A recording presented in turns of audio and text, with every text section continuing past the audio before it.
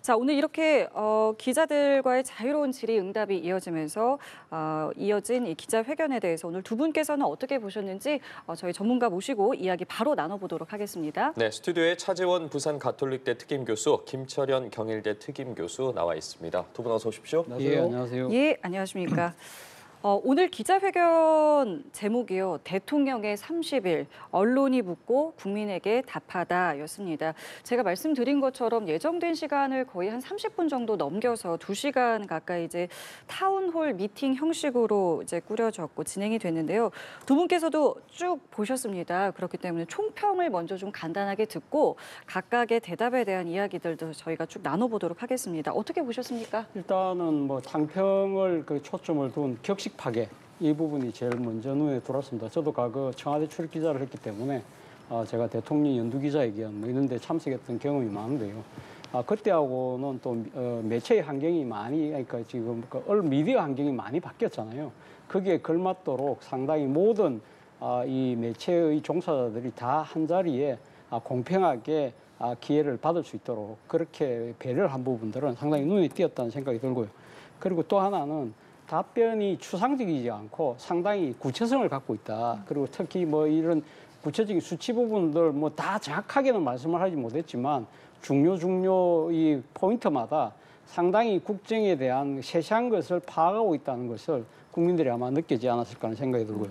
또 하나는 답변의 태도에서 느껴지는 그 진솔함이라는 것이죠. 그러니까 예를 들면 질문뿐만 아니라 질문에 대한 그 답변뿐만 아니라 질문을 답변을 하면서 연관된 이야기까지 들고 와서 이야기하는 그런 그 모습을 보이는데 예를 들면 지금 우주항공청과 관련해서 대전에 있는 연구기관을 통합하는 문제를 답을 하면서 그러니까 이 공공기관의 이전과 관련된 지역 갈등을 이야기하면서 자연스럽게 해수부의 부산 이전에 따른 충청과 인천의 반발을 이야기하면서 거기에 대한 부분을 뭐 이야기한다든지 이런 부분들을 아마 보면서 아마 국민들 입장에서는 저분이 상당히 진솔하게 모든 사안을 다루고 있구나는 느낌을 받았지 않았는 생각이 듭니다. 그러니까 말씀하신 대로 이제 이게 사전 조율 없이 진행되다 보니까 이제 질문을 할 수 있는 기자들에게 이제 기회를 주어지는 것부터가 사실은 굉장히 중요한데 말씀하신 것처럼 뭐 명함 뽑기도 있었고요. 뭐 여러 가지 이제 다양한 장치들을 통해서 이제 폭넓게 좀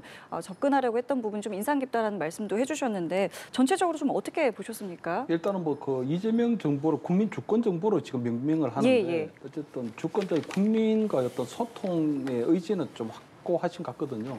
그 지난번에도 뭐 광주에 가서 뭐 타운홀 미팅을 해서 어떤 지역에서의 어떤 현안도 조금 얘기를 하고 또 SNS 소통을 통해서도 보면 항상 국민께 보고 드립니다 해서 항상 어떤 SNS 소통도 늘리려고 했는데 역대 정부를 보면 한 취임 한 100일 정도 되어야 보통 가장 빨라도 그렇게 했었거든요. 그랬죠. 근데 이번에 한 30일 만에 한 거는 제가 볼 때는 아무래도 우리가 비상계엄 그리고 탄핵이라는 사태를 겪었기 때문에 굉장히 불안정했던 어떤 그런 국정이 지금 굉장히 안정화됐다. 국정이 안정이 됐다는 그런 어떤 신호도 줄 뿐만 아니고 아마 한편으로 볼 때는 어떤 이재명 정부의 어떤 여러 가지 정책에 대한 불안한 감도 좀 있는 게 사실이거든요. 그러니까 기대 반도 있지만 불안한 부분도 있어서 특히 뭐 우리가 G7 정상회의에 참석하긴 했지만 트럼프 대통령이 아직 또 만도 하지 못했고 그리고 미국의 어떤 관세 협상에도 지금 본격적으로 돌입하지 못하고 있는 부분도 조금 불안한 요소가 있고 또 지금 보면 슈퍼 추경을 통해서 어떤 소비 쿠폰도 한 13조 정도가 풀리는데 지금 먹거리 어떤 물가가 불안한 상태이기 때문에 그것이 또 다른 인플레이션을 유발하지 않느냐 하는 이런 불안감도 좀 있거든요.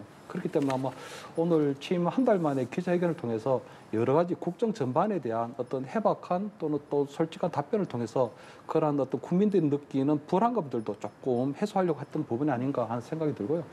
다만 한 가지 좀 아쉬운 건 보통 새 정부가 들어서고 난 다음에 취임 100일 정도 만에 했다는 건 그만큼 어느 정도 제도가 정비되고 난 이후에 어떤 국정에 대한 로드맵을 좀 보이는 그런 거거든요. 지금 보면 이재명 정부에서 지금 지난 정부에서 위임된 장관을 빼고 단 한 명의 총리, 단 한 명의 장관도 아직 임명이 되지 않았거든요. 거기다가 인수위원회를 대체하는 국정기획위원회에서도 새 정부에 대한 청사진을 아직 제시하지 못하고 있는 상태이기 때문에 오늘 그 대통령의 답변을 들어보면 전체적으로 좀 두루뭉술하고 그리고 너무 모범 답변이었다. 예를 들어 뭐 검찰 개혁 같은 경우에도 보면 그것은 검찰의 자업자득이다. 근데 그 부분은 국회에서 또 입법적으로 해결해야 될 부분이다. 이렇게 얘기를 하시는 것들이 보면 답은 다 맞는 답인데 그것이 조금 구체성이 좀 떨어진다는 이런 생각이 좀 들었거든요. 그렇기 때문에 저는 국민과의 어떤 소통 기회를 늘리려고 하는 부분은 좋지만 그런 소통 기회가 늘어난다는 부분들이 절대로 뭐 부국 부민, 예를 들어 나라를 부강하게 하고 국민을 부유하게 하는 부분이 아니기 때문에 저는 앞으로 이제 뭐 언제 또 이제 국민과의 대화 또는 이제 뭐 취임 기자회견을 할지 모르지만 어쨌든 이제는 조금 대한민국 앞으로 이재명 정부가 만들어 나갈 5년의 대한민국 로드맵 정도는 이제 제시해 줘야 된다. 너무 이제 좀 원론적인 답변이 좀 많았다. 뭐 이렇게 평가를 합니다. 예, 두 분께서 전체적인 총평을 해주셨는데 이제 시간을 좀 돌려서 그 세부적인 내용들에 대해서 하나하나씩 저희가 좀 짚어보도록 하겠습니다. 2시간 정도 기자회견이 진행이 됐고 앞서 강의정 대변인이 행사에 대한 소개를 하고 난 이후에 이재명 대통령의 모두 발언이 한 10분 정도 있었습니다. 그 모두 발언 내용을 좀 짚어보도록 할 텐데 앞서 이재명 대통령이 강조했던 부분들이 모두 발언에 담겼습니다. 민생 경제라던가 실용외교, 또 국민 주권 정부, 통합이라는 단어들이 눈에 띄었는데 어떻게 좀 모두 발언 들으셨습니까? 아무래도 뭐 지금 30일 동안 국정 운영에 대한 진솔한 소회가 아마 국민들에게 전달되지 않았을까 하는 생각이 드는데요. 이재명 대통령 모두 발언에서 우리가 그러니까 주목할 수 있는 그 키워드를 중심으로 본다고 한다면 치열한 30일이었다는 것이죠. 그러니까 인수위 없이 출범하는 새 정부의 여러 가지 어려운 사정에도 불구하고 나름대로 상당히 그전부터 집권을 위한 준비를 해왔던 탓에 치열하게 이 지금 국정 운영할 수 있다는 그런 아마 자신감이 지금 녹여 있는 것 같고요. 그리고 또 하나는 민생입니다. 민생의 회복을 이 가장 중요하다는 국정 우선 과제라는 부분을 분명히 보여줬다는 측면이 들고요. 그리고 또 하나는 통합인데 통합 앞에 붙인 수식어가 있습니다. 그러니까 지금 정의로운 통합이라는 뜻이거든요. 그렇다고 한다면 무조건 통합이라고 해서 소위 말해서 내란과 관련된 부분에 있어서 다 좋고 좋은 것이라는 식으로 껴안지 않겠다.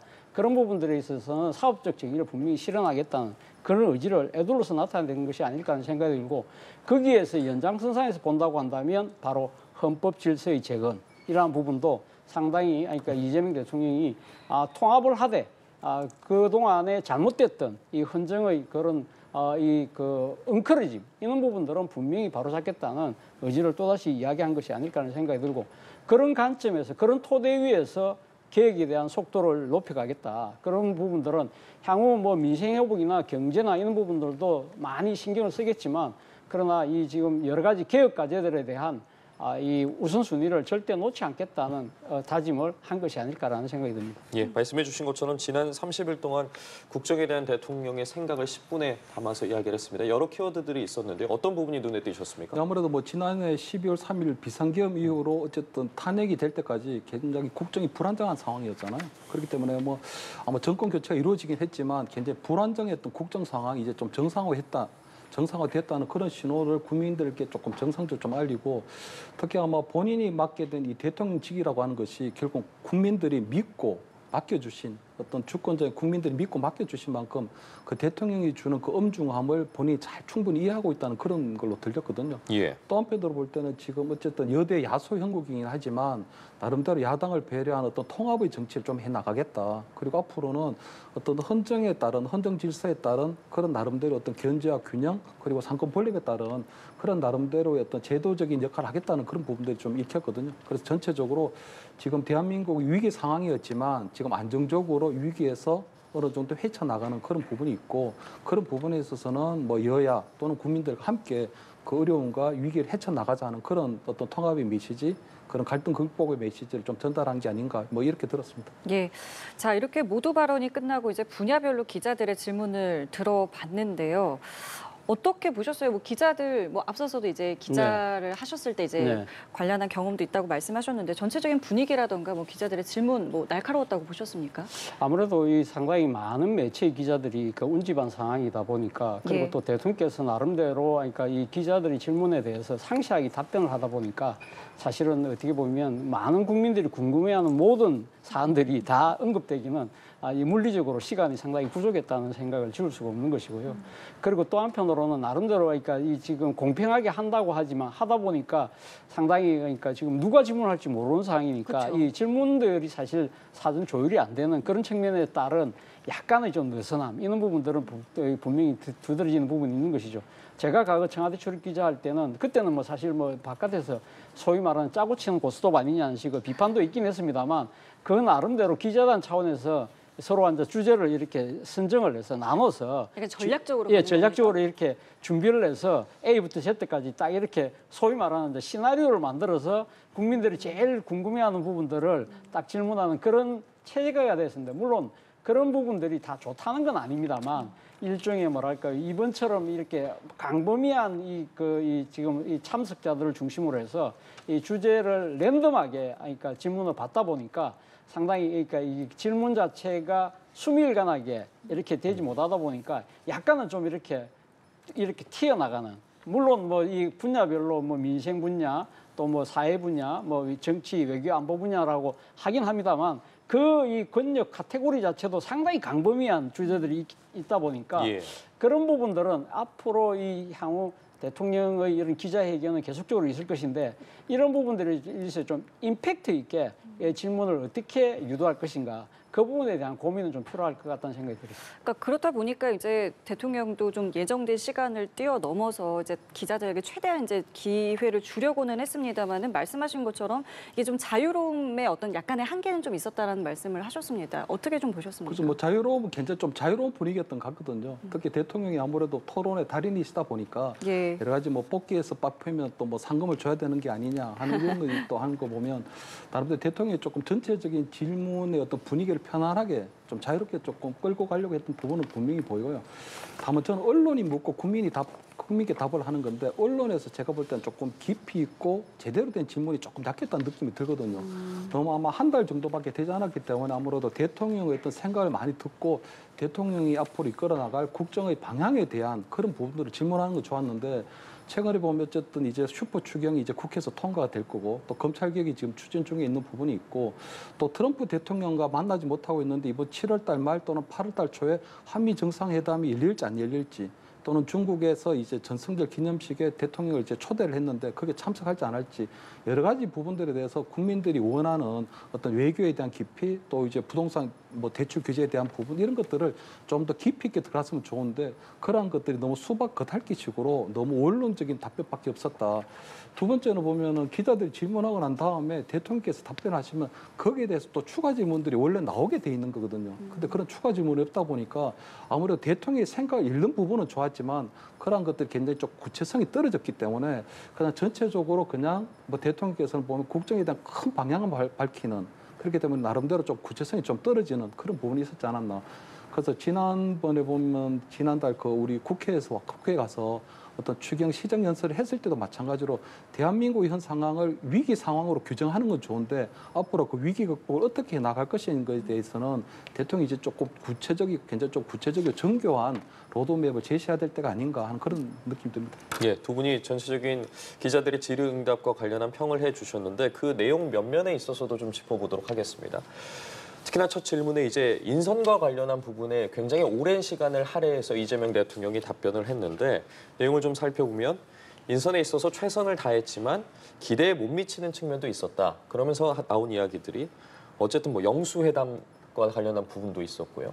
통합의 방점을 찍는 계속해서 뭐 야당과 못 만날 이유가 없다라는 부분을 강조하지 않았겠습니까? 어떻게 좀 들으셨습니까? 일단 뭐 대통령께서 사실 이 지난 30일 동안 가장 두드러진 부분은 저는 야당에 대한 태도 자체가 전임 정권하고 너무 달라도 너무 다르다는 그런 부분들을 아마 국민들이 많이 인식을 했을 것 같은데요. 그런 차원에서 본다고 한다면 대통령 오늘 지금 그 메시지 중에서 일종의 야당 협치를 통한 통합이라는 부분은 상당히 좀 진정성 있게 와닿았던 것이 아닐까라는 생각이 들고요.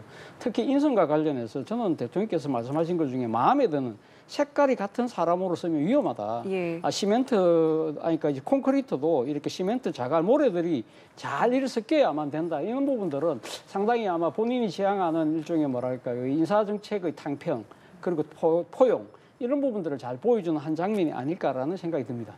예, 그 부분과 관련해서 이재명 대통령도 이야기한 게 인사는 그 자체가 목적이 아니다. 결국 정책 수행의 수단이다.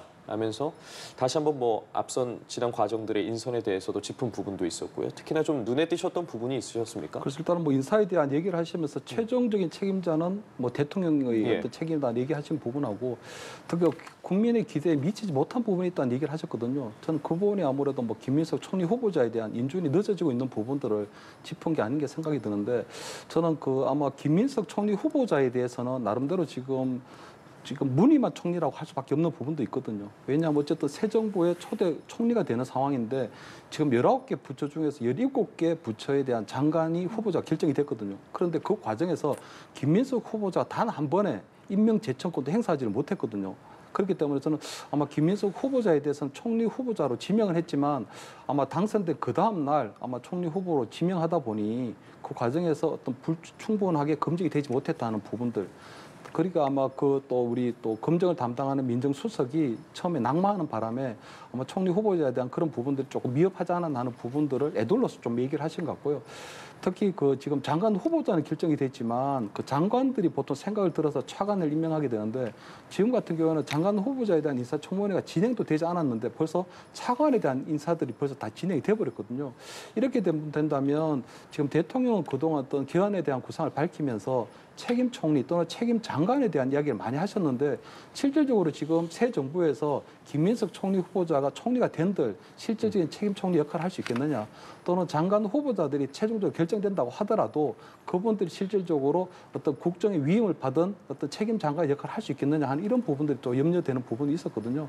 그렇기 때문에 전체적으로 지금 아마 나름대로 지금 이재명 대통령이 만든 어떤 인선의 내용을 보면 어쨌든 굉장히 조금 실용을 강조한 어떤 하이브리드형 내각이라고 할 수는 있겠지만 어쨌든 평소에 얘기했던 것처럼 어떤 책임 총리 또는 책임 장관제에 대한 그런 부분들은 상당히 조금 부족하고 미흡하지 않나 하는 그런 평가를 합니다. 알겠습니다. 자, 그리고 민생회복 지원금의 어떤 기대라던가 효과에 대한 질문도 있었는데 이재명 대통령은 이제 이 효과는 높을 것이다. 그리고 소득 재분배 효과를 기대한다. 다만 재지원 여부에 대해서는 이제 또 할지는 좀 지켜봐야 된다라는 부분에 대한 언급이 있었습니다. 이 대통령의 답변 어떻게 보셨습니까? 일단 소비 쿠폰이 나름대로 지금 뭐 이 계속적으로 얘기하신 부분에 보면 어쨌든 굉장히 국가 경제 위기일 경우에는 국가 재정을 좀 풀어서 경기 부양을 해야 된다는 부분들은 맞거든요. 그리고 아마 이번에 아마 소비 쿠폰이 한 13조 원 정도가 풀리면 전 일시적으로 경기 진작 효과는 분명히 있다고 보여요. 근데 문제가 뭐냐 하면 지금 우리나라 경제가 계속적으로 저성장 국면에 있기 때문에 이번에 아마 13조 원 정도가 풀렸다고 하더라도 이것이 실질적인 마중물 역할을 할 수 있을지 하는 부분들은 고민이 있던 부분이 있거든요. 특히 아마 최근에 보면 굉장히 먹거리 물가가 계속적으로 상승을 하고 있는 부분이 있었기 때문에 아마 이번에 아마 13조 원 정도가 풀리게 되면 아마 추가적인 어떤 인플레에 대한 우려도 있기 때문에 그런 부분들은 조금 놓치고 있는 게 하는 생각이 들고요. 두 번째는 아마 이번에 소비 쿠폰이 보면 유효기간이 4개월이거든요. 그러니까 4개월 정도에는 굉장히 뭐 자영업이라든가 어떤 장사가 약간은 좀 들썩들썩거리고 조금 뭐 분위기를 찾는 것 같지만 실질적으로 그 4개월이 지나고 난 이후에 그러면 그때는 어떻게 할 거냐? 그러면 그때는 어떤 소비 쿠폰을 사용하지 않는 것에 따르는 어떤 소비 쿠폰 금단 현상도 나타날 수 있기 때문에 아마 그런 부분에 있어서는 지금 어느 정도 이번 소비 쿠폰이 주게 되는 그 후폭풍 또는 부작용의 효과도 나타나지 않을까 하는 이렇게 염려를 합니다. 대통령의 답변에 대해서는 어떻게 좀 들으셨습니까? 뭐 대통령께서 사실 이 지금 그러니까 재정의 경기를 부양할 수 있는 마중물 역할을 계속적으로 강조를 해왔잖아요. 그렇다고 한다면 이번 추경을 하고도 만약에 그것이 그러니까 경기 진작에 효과가 없을 경우에는 또다시 또 추경하는 거 아니냐는 그런 우려들이 사실 있었던 부분이 있거든요. 그런데 거기에 대해서 솔직하게 이야기를 하십니다. 또 추경할 거냐? 그러면서 본인 스스로가 묻고 뭐라고 답을 했냐면 재정 상태가 좋지 않다. 그렇기 때문에 일각에서 상당히 우려하는 무조건 퍼주기식의 그런 재정 운영은 하지 않겠다는 이야기를 분명히 했다. 그런 부분들은 저는 상당히 눈에 띄는 부분이고요. 그리고 또 하나는 본인의 지금 그러니까 소비 쿠폰과 관련해서는 정말 골목 경기가 너무 안 좋다. 그렇기 때문에 사실 15만 원 또 나중에는 50만 원 이건 이 돈이 이 가진 자들한테는 크게 도움이 안 될지 모른다 하더라도 상당히 저소득층들한테는 상당한 효과가 될 수밖에 없다는 그런 나름대로의 신념을 다시 한 번 더 강조한 측면을 본다고 한다면 사실 이 우리 사회의 약자들에 대한 어떤 식의 지원 있는 것들은 계속적으로 해나갈 의지를 내비친 것이 아닐까라는 생각이 듭니다. 예, 그 외에도 민생과 관련한 부분에 있어서 주 4.5일제에 대한 질문과 답변도 있었고 지역 균형 발전과 관련한 부분에서도 굉장히 오랜 시간을 할애하면서 답을 했습니다. 이 부분에 대해서는 좀 어떻게 들으셨습니까? 일단 뭐 노동시간 단축은 그동안 계속적으로 얘기해 오신 부분이 있는 거거든요. 근데 문제가 뭐냐면 노동시간 단축을 했을 경우에 대기업 관련해서는 나름대로 임금의 어떤 삭감이 없이 아마 노동시간이 줄기 때문에 나름대로 나쁘지 않을 수 있는데 문제는 중소기업 이하 또는 자영업 같은 경우에는 지금 노동시간 자체가 줄어들게 되면 임금 감소 효과가 또 생기는 부분들이 있거든요. 그렇기 때문에 아마 그런 노동시간 단축이라고 하는 게 중장기적인 과제로 가야 되긴 하지만 그 부분과 임금에 대한 문제 그리고 또 어떻게 보면 어떤 노동의 유연성의 문제라고나 할까 그런 문제하고도 같이 아마 결부시켜서 아마 고민을 좀 더 하실 것 같고요. 아마 지역 균형에 대한 문제에 있어서는 아마 지금 수도권 주변에 신도시 건설하는 부분에 있어서도 굉장히 그 부분을 과거에 보면 어떤 뭐 신도시 어떤 건설을 통해서 주택 공급을 늘리는 부분에 굉장히 방점을 둬왔는데 지금 오늘 대통령의 말씀을 들어보면 수도권 주변에 신도시 개발하는 것 자체가 오히려 수도권에 집중하는 효과가 나타나고 있다. 그렇기 때문에 아마 신도시 건설하는 부분에 있어서 신도시를 통한 주택 공급에 대한 부분은 조금은 그 부분을 속도 조절할 필요가 있다는 얘기를 좀 하시는 걸로 들리거든요. 그렇기 때문에 나름대로 지금 아마 수도권 집중하는 부분을 조금 제외하고 나름대로 아마 지역 균형 정책을 만들려고 할 것 같은데 그게 아마 어떤 형태로 나타날지는 어떤 로드맵을 제시하게 될지는 아마 좀 어느 정도 좀 시간이 지나야 나타나지 않을까 이렇게 생각합니다. 말씀 중에 짚어주신 부분이 부동산 정책과 관련해서 굉장히 관심을 모았었는데 네. 말미에도 관련한 질문이 있었습니다. 네. 그래서 이재명 대통령이 기존의 신도시의 계획 속도를 조금 더 빠르게 할 것이다라고 이야기를 하면서 어쨌든 부동산보다는 결국에는 금융시장으로 좀 옮겨가야 하지 않겠냐라는 부분까지 언급을 했거든요. 어떻게 좀 들으셨습니까? 뭐 사실 뭐 이 부동산을 그러니까 일종의 뭐랄까요 재산 정식의 수단으로 삼는 부분은 안 된다는 이야기를 그저께 이야기를 하셨잖아요 국무회의 석상에서. 그래서 뭐 그 다음 날 신문 같은 경우는 머니 무브라고 해서 이제는 투자를 부동산보다는 그러니까 주식으로 옮겨야 된다는 것이 지금 새 정부의 국정 지표라는 부분을 분명히 했기 때문에 그런 기조에서 오늘 답변을 하신 것이 아닐까라는 생각이 들고요. 그리고 특히 지금 주목되는 부분은 바로 아까 신도시 부분인데요.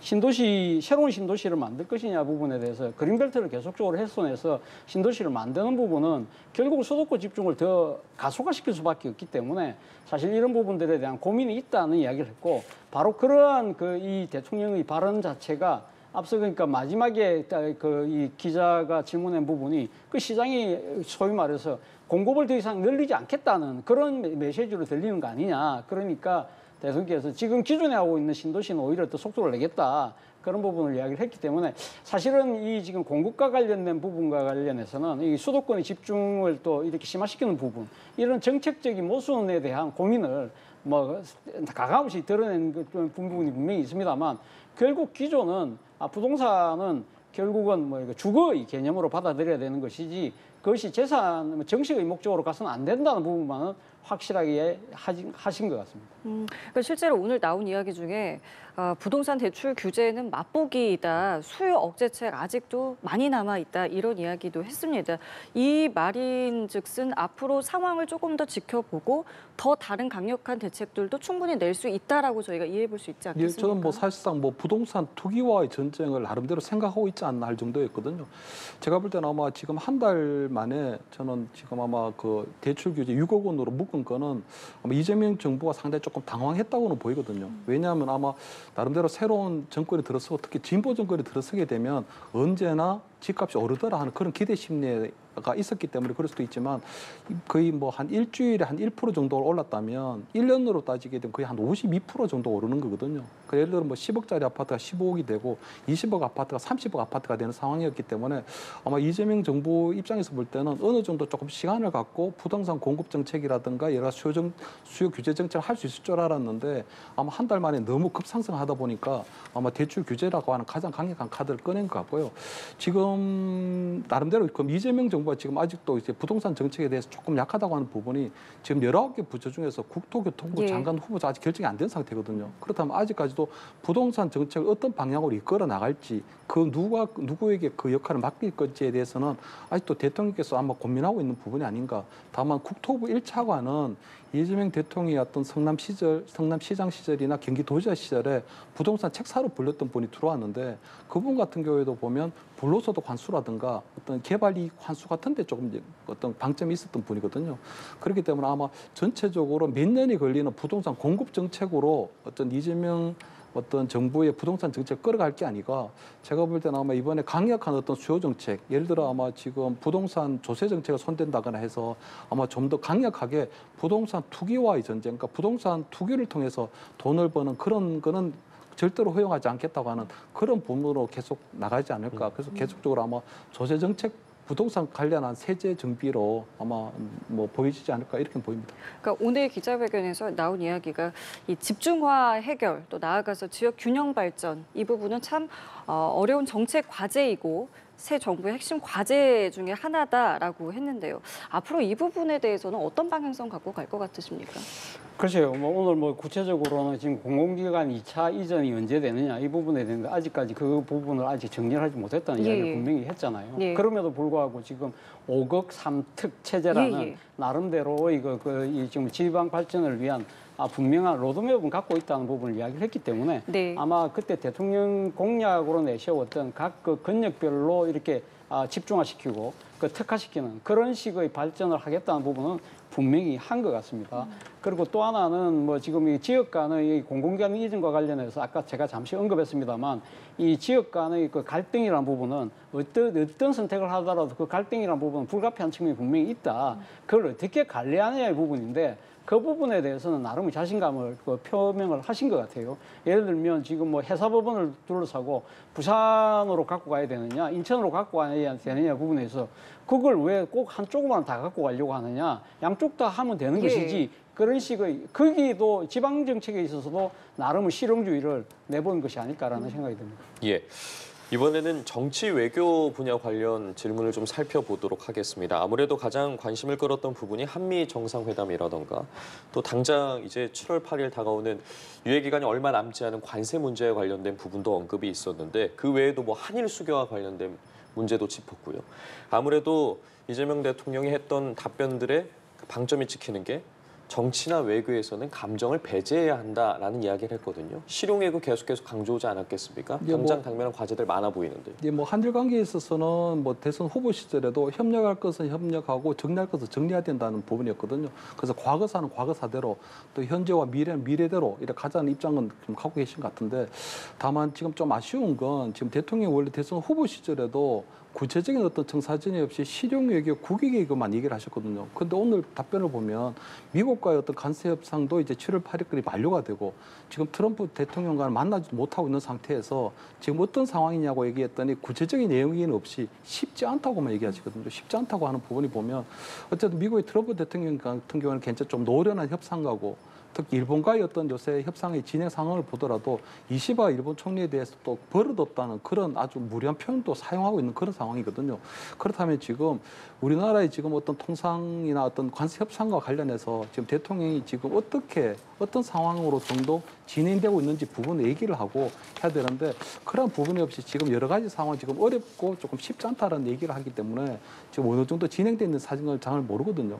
그다음 근데 오늘 기자분이 오늘 질문 안 한 것 같은데 지금 뭐 이번 달 말 또는 다음 달 초쯤 돼서 적어도 한미 정상회담이 열릴 가능성 정도는 조금 물어봤어야 되는 부분이 있거든요. 근데 오늘 대통령께서도 보면 그때쯤에 또 본인이 어떤 민주당 전당대회도 있지만 본인도 휴가를 챙기겠다고 해서 지금 7월 말 8월 초쯤에는 적어도 워싱턴에 가서 한미 정상회담이 정도 열려야 되지 않느냐 하는 그런 부분에 있어서 어떤 구체적 로드맵이 있는지 특히 이번 주가 되면 미국의 어떤 뭐 루비오 국무장관이 온다거나 또는 미국의 합참의장이 조금 방한하기 때문에 나름대로 한미 정상회담이 어느 정도 의제 조율이라든가 이런 부분들이 조금 임박하지 않았냐 하는 그런 관측들도 나올 수도 있는 부분이 있거든요. 그렇기 때문에 저는 적어도 지금 국민들에게 조금 더 안정감 있게 어떤 미국과의 관세 협상에 대한 이야기를 하려면 적어도 트럼프 대통령과 언제 정도에 워싱턴에서 정상회담을 할 것인가 하는 그런 부분에 대한 어떤 로드맵이라든가 어떤 일정들이 조금 나오는 거 그리고 그런 부분들에 대한 조금 상세한 설명들이 좀 있어야 되지 않을까 그 부분이 조금 빠졌다는 부분은 조금 굉장히 아쉬운 부분이다 이렇게 말씀드립니다.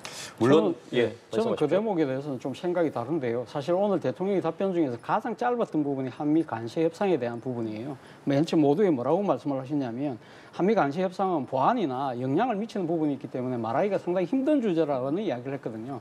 그리고 지금 당장 이 마감 시한이 지금 7월 8일이잖아요. 일주일도 안 남았어요. 그렇기 때문에 이런 상황에서 구체적인 디테일한 부분을 이야기할 수는 없는 그 고민을 애들로서 지금 이야기를 하고 있는 겁니다. 그러면서 이 지금 7월 8일 과연 끝날 수 있느냐, 그 부분도 확언을 못 한다는 거잖아요. 그러니까 이 협상이라는 것은 상대가 있는 것이기 때문에 우리가 일방적으로 이야기할 수 있는 부분도 아닌 것이고, 그리고 한미 정상회담 부분도 이 지금 미리 이야기를 못 한 이유는 결국은 이 상대와의 협의를 통해서 할 부분이기 때문에 그런 부분들에 있어서 나름의 신중함을 저는 잘 보여준 측면이 분명히 있다는 생각이 들고요. 다만 이 지금 한미 관세 협상과 관련된 방향의 문제는 상방이 이 지금 상방이 모두가 윈윈할 수 있는 그런 방향으로 가야 된다는 부분, 원론적인 차원에서 강조를 했지만 그거 자체가 우리의 국익을 우선시하겠다는 그러한 의지를 보여준 것이 아닐까라는 생각이 듭니다. 예, 알겠습니다. 자, 그리고 검찰개혁과 관련한 질문도 있었습니다. 지금 검찰개혁과 관련해서 이제 정부와 또 민주당 내에서 이 속도에 관한 약간의 온도차가 있는데 이 부분에 대한 이제 질문이 있었고요. 이재명 대통령은 앞서도 짧게 말씀을 해주셨습니다만은 이 검찰의 일단은 자업자득이고 시점은 이제 국회 결단에 따른다라는 이제 언급을 했는데 어떻게 좀 이 부분을 해석하면 될까요? 일단 뭐 민주당에서는 굉장히 검찰 개혁에 대한 속도를 내려고 하는 것 같거든요. 예. 그런데 아마 지금 대통령이 보면 정성호 법무부 장관 후보자나 또는 봉원 민정수석을 임명한 걸 보면 그 두 분이 보면 사법 개혁에 대해서는 굉장히 조금 검찰 개혁에 대해서는 상당히 조금 신중하고 한 태도를 보여왔거든요. 그렇기 때문에 나름대로 검찰 개혁의 방향은 어느 정도 수사나 기소 분리라고 하는 부분은 맞춰가되 그 속도 조절을 좀 하겠다는 걸로 보이고요. 예. 다만 저는 오늘 대통령 말씀 중에 보면 검찰 개혁은 검찰의 자업자득이라고 한 부분이 있는데 저는 어떻게 보면 그 부분이 아마 검찰이 그동안 정치 검찰 역할을 해왔고 또는 정권의 하명을 받은 어떤 정치 보복 수사를 해왔기 때문에 결국 검찰이 어떤 개혁이라는 그 과제 앞에서 수사와 기소가 분리돼야 된다고 하시는 것 같아요. 그런데 저는 아마 지금 그 수사권하고 기소권은 원래 함께 있는 게 효율적이거든요. 원래 수사를 한 검사가 기소까지 하는 부분이 맞고 아마 그 문재인 정부 때도 우리 검경수사권 조정을 한 이후에 어떤 사례를 보면 경찰에서 수사를 했는데 나중에 검사가 기소를 안 하거나 또는 재수사 보완을 지시하거나 한 이런 사례들이 굉장히 좀 많은 상황이었거든요. 그렇기 때문에 저는 진정한 어떤 검찰 개혁의 방향은 오히려 민생 범죄, 경제 범죄, 다시 말해서 국민들이 불편해하거나 불안해하는 부분에 있어서는 검찰이 계속적으로 수사와 기소를 함께해서 어떤 민생 범죄나 이런 부분에 있어서는 효율적으로 하는 부분들이 오히려 더 나을 것 같고 오히려 어떤 정치 검찰로 보일 수 있었던 부분, 정치인에 대한 수사 같은 경우에는 차라리 수사권하고 기소권을 분리하는 형태로 하는 것이 좀 올바른 검찰 개혁이 아닌가. 검찰 개혁을 통해서 지금 검찰이 힘을 뺀다거나 또는 검사들의 어떤 특권 의식을 배제한다는 부분들도 굉장히 맞는 부분이긴 하지만 어쨌든 국민의 어떤 편익적인 관점에서 볼 때는 수사와 기소가 함께 움직이는 그런 부분들은 민생범죄에 꼭 필요한 부분이 있거든요. 그렇기 때문에 아마 나름대로 지금 이번에 정성호 법무부 장관 후보자를 이렇게 임명한 것을 보면 예. 나름대로 사법개혁이라든가 검찰개혁에 있어서는 상당히 좀 신중하게 그리고 나름대로 어떤 큰 틀에서 조금 속도를 조절하겠다는 그런 의미로도 익혀서 그 부분이 어떻게 될지 좀 뭐 기대가 됩니다. 사실 이런 발언도 좀 있었어요. 그러니까 완벽한 제도 정착까지는 시간은 좀 걸릴 것이다라는 발도 있었는데 오늘 답변에서 뭐 어떤 힌트를 좀 얻으셨습니까? 저는 뭐 지금 검찰 개혁에 대한 대통령 의지가 확고하다는 부분을 분명히 저는 인식을 할 수 있었습니다. 사실 아까 뭐 말씀하신 건데 사실 수사와 기소의 분리는 어떻게 보면 이 지금 시대적 대세가 된 부분을 분명히 했습니다. 그런데 사실 뭐 앞서 말씀하신 것처럼 뭐 검찰의 수사와 기소를 다 갖고 가는 것이 이상적이냐? 저는 그렇게 보지는 않습니다. 그동안 왜 우리가 검찰 개혁을 이야기를 하느냐? 이 지금 이 검찰이 수사도 하고 거기다가 기소는 독점적으로 행사를 해왔잖아요. 그러다 보니까 무소불위의 권력이 되면서 사실은 선출되지 않은 권력이 국민의 머리 꼭대기에 앉는 그러한 상당한 오만하고 잘못된 태도를 보였기 때문에 여기에 대해서는 국민들이 이제는 경찰에 대한 개혁을 하는 데 있어서 가급적이면 수사와 기소를 분리해야 된다는 쪽으로 사실 국민적 여론이 모아졌던 것이고요. 그러한 그 상황으로 가게 될 수밖에 없었던 이유가 결국 그동안의 검찰의 잘못된 수사 그리고 또 권력의 도구가 되는 그런 식의 수사 행태에 대한 국민적 분노, 그 국민적 반감들이 결국은 그 검찰의 자업자득이라는 표현으로 아마 대통령께서 이야기를 하신 것 같고요. 말씀하신 것처럼 그렇다고 해서 뭐 검찰의 개혁은 언제 할 것이냐. 지금 민주당 당대표 주자들이 이야기하는 것처럼 추석 전에 될 수 있느냐가 이제 구체적인 질문이었는데 그 부분에 대해서 대통령께서 하신 이야기가 추석 전에 을개는 가능할 것이다. 예. 그런데 그 을개를 만드는 것이 국회라고 한다면 국회에 대해서는 내가 이래라 저래라 할 수 없는 것이기 때문에 일단 을개는 만들지만 그러나 그것이 제도적으로 완벽하게 정착되려고 하면 상당한 시일이 소요될 수밖에 없을 것이라는 현실적인 또 이 어려움을 이야기를 했던 것 같고요. 그리고 오늘 또 주목되는 부분은 결국 지금 정성호 장관과 그리고 지금 봉욱 민정수석을 기용한 부분에 대해서 이 부분들이 검찰 개혁의 속도 조절에 어느 정도 영향이 있느냐, 어느 정도 영향이 있다는 뉘앙스로 말씀을 했는데, 자 그렇다고 하면 그러면 뭐 봉욱 수석 같은 경우는 사실 과거 검찰 기득권론자라는 또 다른 그 여권 내 일각에서의 상당한 비판도 많은데. 여기에 대해서 대통령께서 진짜 주목할 만한 이야기를 했습니다. 그러니까 임명직이 선출직을 따르지 않으면 언제든지 바꾸면 된다. 그렇게 이야기를 했기 때문에 지금 검찰 인선과 관련해서도 소위 친윤 검사들이 요직에 앉았다는 식으로 하면서 조국혁신당에서 좀 강하게 반발하고 있잖아요. 예. 그런데 대통령 입장에서는 만약에 자신이 임명을 했지만 이 요직에 간 검사들이 소위 검찰의 기득권에 연연할 경우에는 내가 언제든지 바꿀 수 있다는 의지를 보여주면서 여권 내에서 일고 있는 여러 가지 우려들을 불식하려고 하는 의지를 분명히 보여준 것이 아닐까라는 생각이 듭니다. 예, 알겠습니다. 오늘 오전 10시부터 약 2시간가량 진행된 이재명 대통령 취임 30일 기자회견 저희와 함께 보시고 관련 내용들 스튜디오에서 짚어봤는데요. 지금까지 차재원 부산 가톨릭대 특임교수, 김철현 경일대 특임교수와 함께했습니다. 두 분 고맙습니다. 감사합니다. 고맙습니다.